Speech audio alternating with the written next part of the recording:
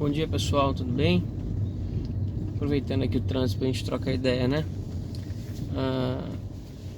Questionamento aqui sobre esse vídeo interessa mais aos colegas profissionais que atuam dentro da área da ozonoterapia, no tratamento de coluna e dores crônicas. E a pergunta para mim foi feita a seguinte: por que eu não tenho bons resultados no tratamento de coluna igual os outros colegas têm, igual eu vejo na internet, eu ouço falar que é bom, e por que os meus resultados não são tão bons? Existem vários motivos que podem justificar isso, tá bom? O principal deles, sendo aqui bem objetivo, né, uma conversa longa, mas talvez um dos principais seria a profundidade inadequada que você está levando o ozônio, tá bom? E principalmente que tipo de dor nós estamos falando, né? Clinicamente, primeiro passo, a gente tem que avaliar bem esse paciente, identificar bem o que nós estamos tratando, certo?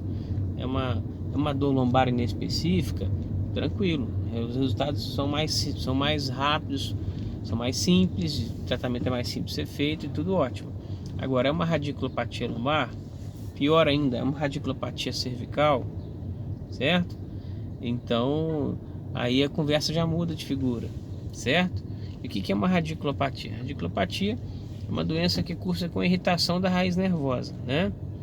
Gerando um processo inflamatório e dor radicular, ou seja, uma dor irradiada no trajeto do nervo que está sendo comprimido. Por exemplo, uma radiculopatia cervical pode ser por hernia de disco, pode ser por osteófitos, né? O famoso bico de papagaio, pode ser por uma espondilolistese, pode ser por uma síndrome facetária, pode ser por ou sendo um nódulo facetário, uma artrose facetária, pode ser na região lombar a mesma coisa, uma hérnia, uma espondilolistese, que é relativamente mais comum na região lombar.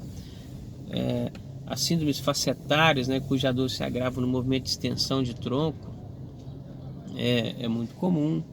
Então, quando eu tenho essas condições aí, essas situações, comprimindo a raiz nervosa, eu tenho essa dor lombar que irradia para a perna, eu tenho uma dor cervical que irradia para o braço, com dormência, formigamento, em casos mais avançados, dormência, formigamento, em casos mais avançados, perda de força. Então, primeiro a gente tem que entender isso, saber o que nós estamos tratando para você poder orientar o paciente. Porque diante de uma radiculopatia lombar, e principalmente se for um quadro mais sério, ou seja, uma hérnia de disco incapacitante, uma hérnia de disco grande, e o paciente com outras comorbidades como obesidade, às vezes o cara aqui na nossa região tem muito pacientes da área rural que pegam muito peso, trabalham com plantação de café, com colheita de café.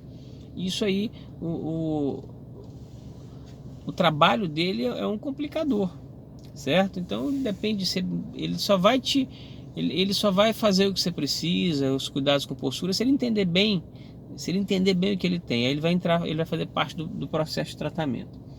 Então, identificado isso, aí vem a questão do tratamento. Esses casos de radiculopatia lombar por hernia de disco, a ozonoterapia é muito bem-vindo. Nós aqui do SOS Hernia de Disco, no ambulatório que nós temos na clínica, a gente combina tratamentos, certo?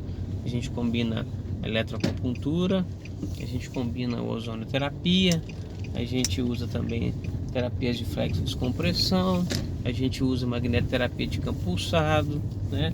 Várias ferramentas que eu uso de acordo com a evolução do paciente. A gente tenta simplificar ao máximo, focando o resultado, mas nós temos várias ferramentas, certo?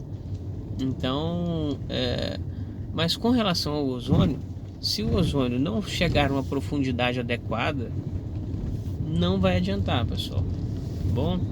O volume, né, no mínimo 10 ml por ponto para vertebral um pouco mais profundo, tá bom? Uma agulha adequada, certo? Às vezes uma agulha Gelco aí 24, é uma agulha que você já pode começar a usar se você tem habilidade, tá bom? Os colegas acupunturistas já trabalham com agulhas mais longas na região paravertebral, vai ter muita facilidade, né? Quem já trabalha talvez também com dry needle, agulhamento seco, vai ter uma facilidade, porque é um território já conhecido. Então, a profundidade adequada, tá bom? A frequência do tratamento adequada, 1 a 2 vezes por semana. Não adianta, o paciente que faz uma aplicação, falta 2. Eu falo que uma aplicação por semana é no mínimo, somente nos pacientes mais agudos, né? Esse paciente eu falo, olha, você não tem jeito de vir, no mínimo 2 vezes por semana, nas primeiras 3 ou 4 semanas, tá? E se a vida do paciente estiver parada, ele vai arrumar um jeito e vai vir, tá bom? Então, a partir daí, com algumas orientações, né, você vai começar a ter a melhora, tá? E entender que esse paciente pode melhorar a partir da primeira e pode melhorar a partir da 7ª, da 8ª, da 10ª. Geralmente é o que eu explico aos pacientes, entre a 5ª e a 7ª aplicação, ele já vai começar a gostar do tratamento, vai perceber os resultados com mais intensidade, tá bom? Até para ele não ficar muito ansioso. Mas não, uma aplicação bem feita, pode ser que a partir da primeira os resultados já começam a surpreender. Bom, e orientar bem o paciente, pessoal. A consulta é a oportunidade que você tem de conquistar a confiança do paciente, ele acreditar em você, ele entender que você está diante de um especialista na área. Só assim, uma consulta bem feita, bem orientada, que ele vai conseguir. Tá bom? Um abraço, bom dia.